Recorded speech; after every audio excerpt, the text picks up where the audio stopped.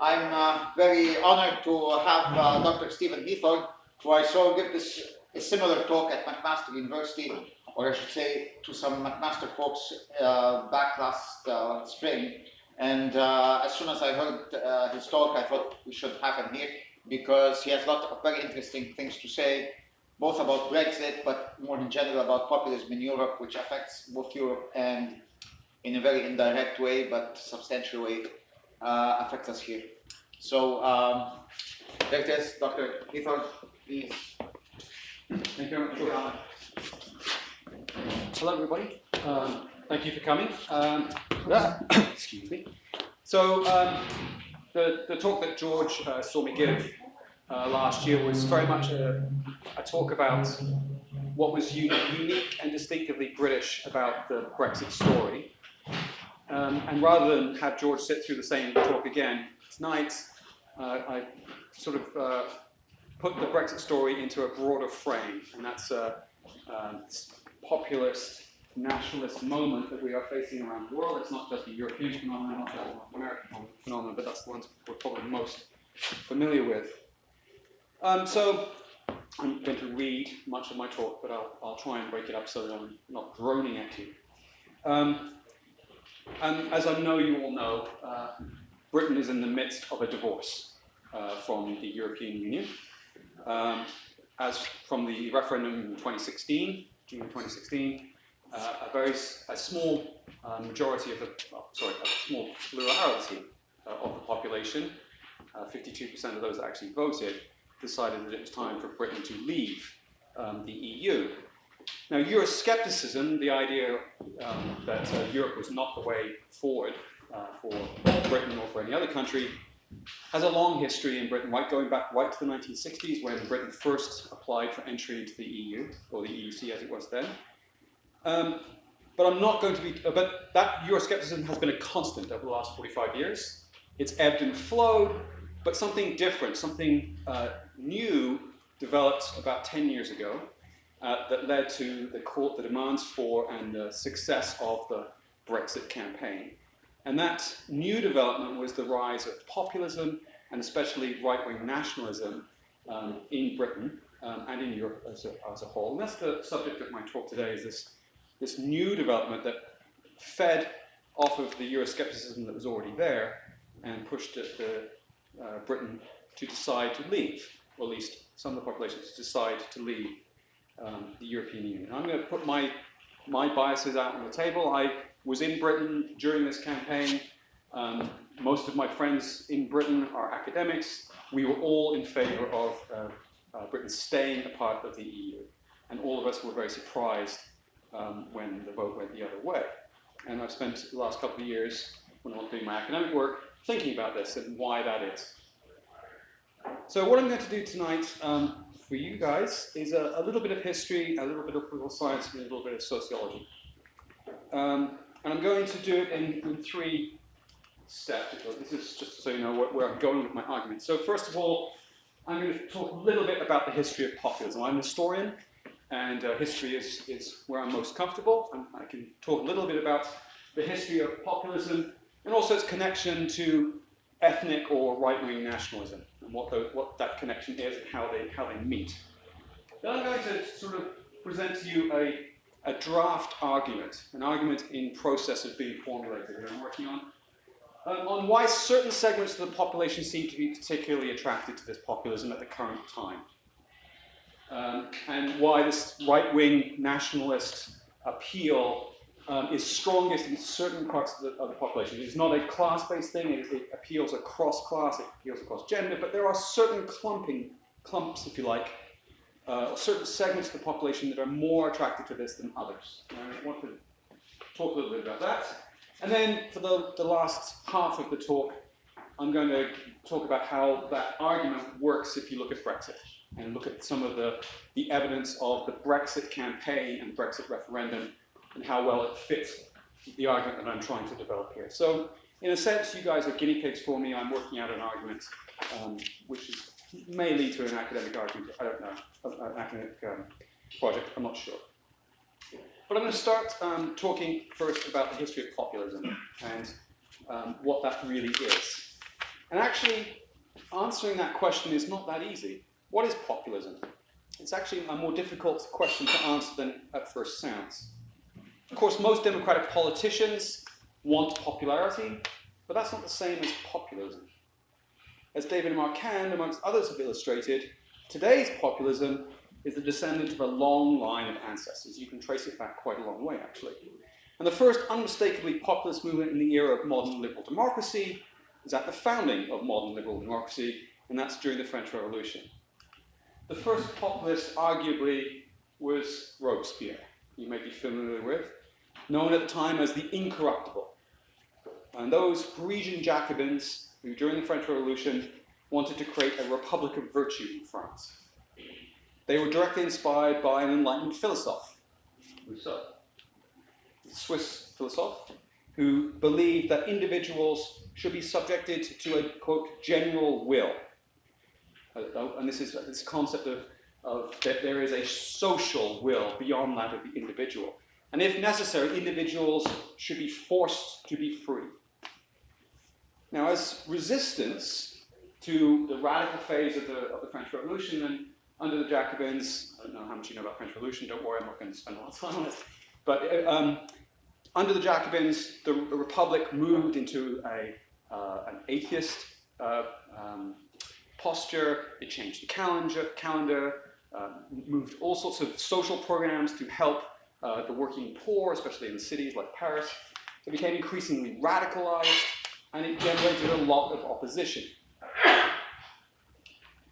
As resistance to those radical changes mounted within France and also externally, as countries like Prussia, Austria, Britain moved against the French Revolution by force, by sending armies, effectively, the Jacobins sought to preserve their republic of virtue through coercion, and in this case, the so-called Reign of Terror.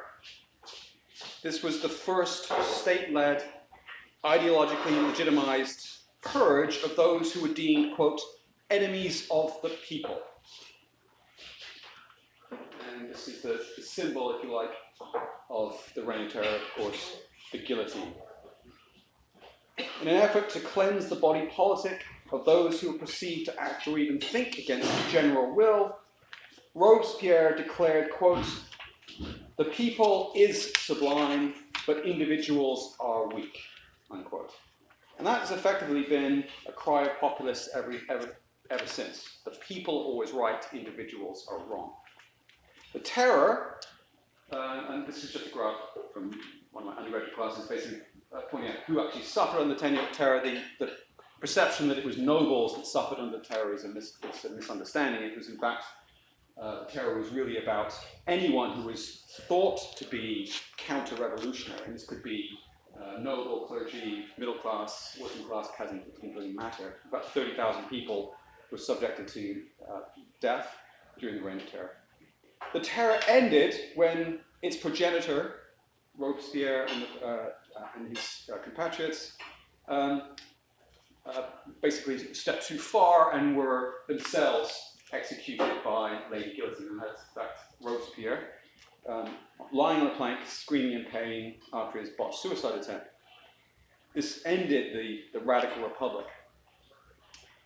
The French Revolution's radical populism eventually gave way to a quite different kind of populism. And I'm going back this far deliberately because populism takes different guises. The end of the revolution saw the rise of Napoleon, a different kind of populist, but a populist nonetheless. Whatever one thinks of Napoleon, he too claimed to speak for the people. And he legitimated his increasing autocracy with plebiscites and propagandistic appeals to the masses. Embracing nationalism that had been unleashed by the liberal revolutionaries of the 1790s, Napoleon went on to conquer most of Europe and always claimed that he was liberating people from oppression. Half a century later, another populist, his nephew, Louis Napoleon Bonaparte, would be elected president to the restored republic by a huge majority. But after failing to amend the constitution to make it possible to have a second presidential term, he seized power in a coup and basically made himself Emperor Napoleon III. And that's Napoleon Le Petit, as Victor Hugo called him viciously. This event produced one of Karl Marx's best aphorisms, quote, "History repeats itself for the first time as tragedy and the second time as farce." But unlike the farce of Napoleon III's Second Empire, the British farce now in progress is more likely to provoke more likely to provoke tears than laughter. This early history of populist leaders and movements tells us that this phenomena is not a doctrine or a governing philosophy, still less an ideology, although populism can be attached to an ideology or develop into one. Rather, populism is a disposition and a mood, a set of attitudes, and above all, a style of politics. Historically, it can be found on the political left and on the right, and even, as with Emmanuel Macron in France today, in the center. Macron's extraordinary victory in France last year, which was hailed by some as a defeat of populism, a defeat of the far right populism, was in fact populist too. Macron came from outside establishment politics, set up a new movement, and pledged to, quote, renew and moralize French society and eliminate corruption from politics.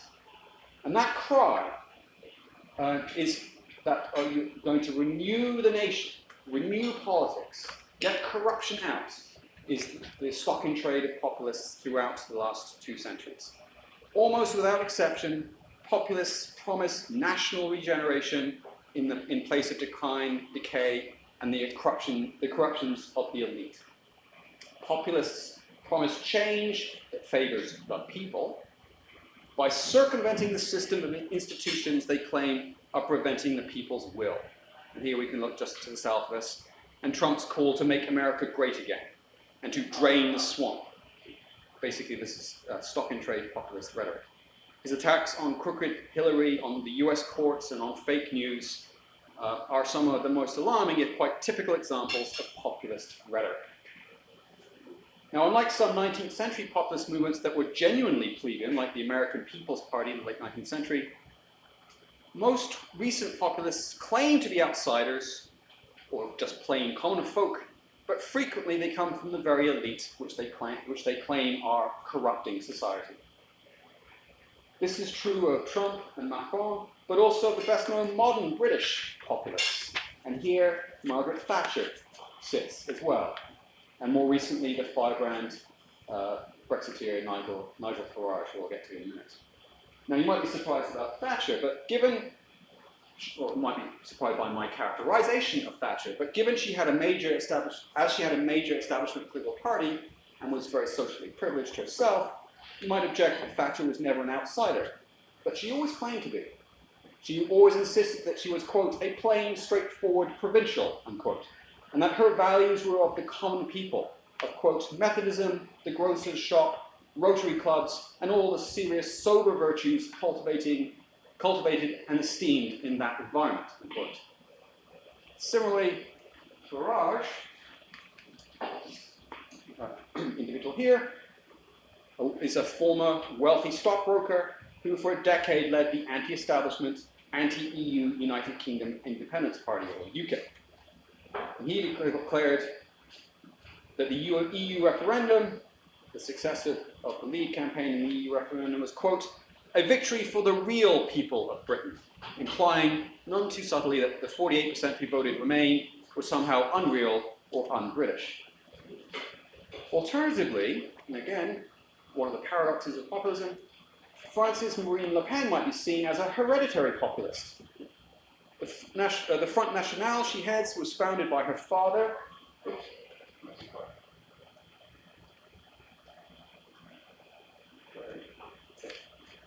The Front National was started by her father, the Holocaust-denying anti-Semite and former street baller, Jean-Marie Le Pen.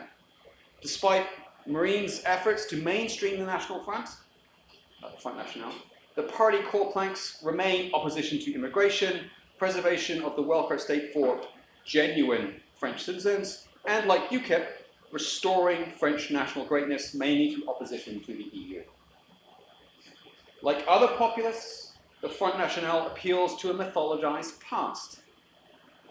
And in the French case, in Penn's case, this is symbolized most importantly by the figure of Joan of Arc. Joan was a simple, illiterate peasant from an obscure village who led the French king's forces to decisive victory over the English in the latter stages of the 100 Years' War, only to be captured and given to the English, who then burned her at the stake at the age of 19 in 1431. For well over a century, Joan has been a heroine of the Catholic French right, for whom the revolutionary triad of liberté, equalité, and fraternité is either vacuous or more often menacing. The past to which the Front National appeals is uniquely French. It is also contentious. A struggle over the ownership of the French past has been a theme of French politics since the French Revolution. But other mythologized pasts have figured again and again in populist rhetoric and still do. These figures. Mussolini talked of returning to the time of the Roman Empire, when the Mediterranean was Mare Nostrum. Trump's Make America Great slogan presupposes a past when America was great, and for which the present-day Americans have strayed. And, quote, take back control, the mantra of the Brexiteers in the 2016 referendum, presupposes a past in which the British had control. Lastly, Vladimir Putin, another populist of sorts, is patently trying to harness memories of Tsarist glory and the stabilities of the Soviet era for his own corrupt autocracy. Even Margaret Thatcher, the plain, straightforward provincial woman, sought to, quote, revive vigorous virtues of her Grantham childhood and, quote, and the, quote, Victorian values that underpin them. As well as mythologizing the past, then, populists mythologize the people. Those for whom they claim to speak are undifferentiated, homogeneous, and inert. Populists have nothing but contempt for instance, de Tocqueville's insight that the majority may exert a tyranny over minorities that can only be kept in check by institutions like local governments, law courts, and a free press. For populists, the tyranny of the majority is a phantom, invented by out-of-touch and craven elites. Law courts that stand in the way of the unmediated popular will become enemies of the people. As in this case, the British tabloid Daily Mail, in reference to a decision that Parliament actually had to have a say in the Brexit negotiations, not just the government, seeing as it was Parliament that had passed the original act to join the EU. But for populists, there is no, and you can see this idea of the unmediated popular will as supreme, as channeled by the populist leader, of course, in claims that there are no need to protect minorities against the tyranny of the majority, because minorities are either part of the whole, in which case they don't need special protection, or they are self-excluded from it. That is to say, they have excluded themselves from the majority, in which case they don't deserve to be protected. Similar apparent differences of interests or value that cut across the body of the people, that divide the collective sovereign against itself, are depicted by populists as the products of elite manipulation, or, in Thatcher's notorious phrase, of the enemy within. For there is a strong paranoid streak in the populist mentality. Against the pure virtuous people stand corrupt, privileged elites and sinister conspiratorial subversives. Populists search for subversives threatening that popular will, and inevitably they will find what they are looking for. Another populist figure, Joe McCarthy from the 1950s US, was one of the most squalid examples of this breed. For years, McCarthyism was a baneful presence in Hollywood, in American universities, newspapers, and in the public service, ruining lives, restricting free expression, and limiting genuine political debate. The barrage of hatred and contempt that the British tabloid press unleashed against opponents of Theresa May, the current Prime Minister's pursuit of a, quote, hard Brexit is another example of this. All this is to say, as the Princeton political scientist Jan Werner Müller argues, that the characteristics of populism strike at the very heart of democratic governance. Democracy depends on open debate, on a dialogue between the bearers of different values, in which the protagonists learn from each other, and from which they emerge potentially as different people. For the Nobel laureate, philosopher and economist Amartya Sen, democracy is above all public reasoning. And that is impossible without social spaces in which such public reasoning can take place. Democracy is thus always plural and requires rational dialogue. In contrast, populism is singular and intolerant because it is based largely on appeals to emotion, not reason. And this is where right-wing nationalism comes in. While people have organized themselves along linguistic, religious, and ethnic ties for a very long time, political nationalism, the idea that the nation state, an administrative entity that is connected to a cultural belonging, so citizenship and cultural belonging go together, that is a much more recent development. The idea that in nationalist ideology, the idea that your self-identity should align with that of the nation is even more recent. All nationalisms depend on a boundary between insider and outsider, but early varieties of nationalism in the 18th century, for instance, usually referred to as civic nationalism, or sometimes liberal nationalism, suggested that anyone could become part of a nation if they agreed to abide by certain rules, simply by agreeing to live by a constitution, for instance. So this is the American example in the 18th century and the French example in the 18th century, and you can see liberal nationalism around the world today, civic nationalism. But early ethnic nationalism developed in the early 19th century, in contrast, and defines people as intrinsically part of an in-group or as outsiders to that group, usually on the basis of some supposedly natural characteristics.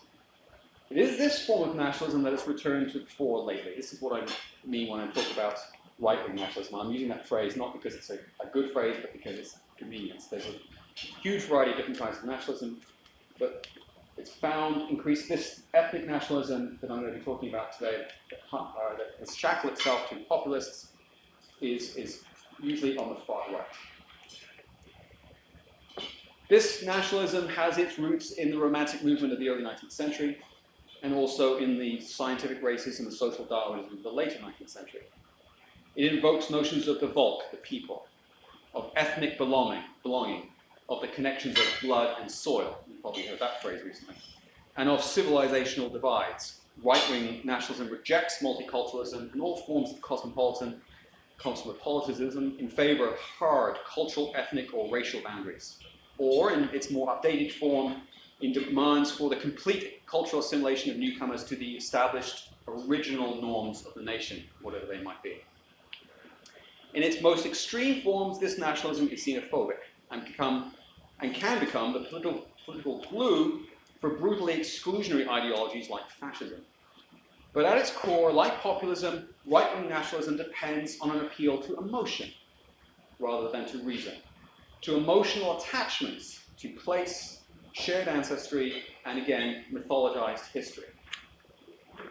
The experience of extreme right-wing nationalism and its consequent catastrophes, the world wars, for example, have largely diminished the appeal of it during the second half of the 20th century, but it is back. It is back with a vengeance.